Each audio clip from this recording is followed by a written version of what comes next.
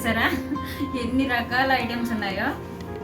ఊరగాయ, కొత్త ఆవకాయ అన్నమాట, పప్పు, టమాటో, వడియాలు, మజ్జిగ మిరపకాయలు. ఇది స్పెషల్, నాకు చాలా ఇష్టమైన కది.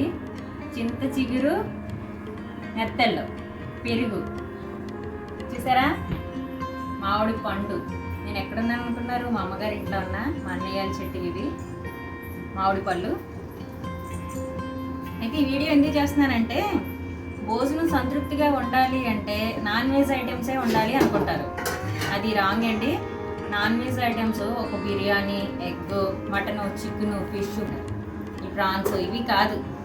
అసలు సంతృప్తైన ఆహారం అంటే వైట్ రైస్, అందులోకి ఒక కర్రీ, ఒక చారు, పప్పు, ఇలా వడియాలు, మన ఆంధ్ర స్పెషల్ చల్లమిరపకాయలు, ఇంకా కొత్త ఆవకాయ.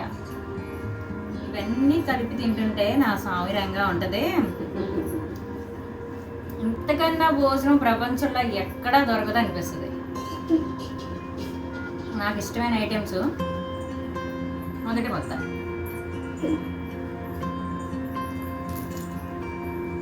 ఈ మాదిరి మనం కర్రీస్ ప్రిపేర్ చేసుకుందంటే మనం ఏ నాన్ వెజ్ కాసు కూడా చూడమాట.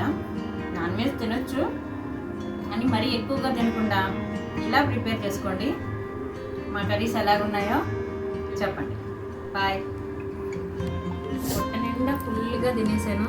పెరిగడం తిన్నాక ఆవిడ పట్టు తింటున్నా.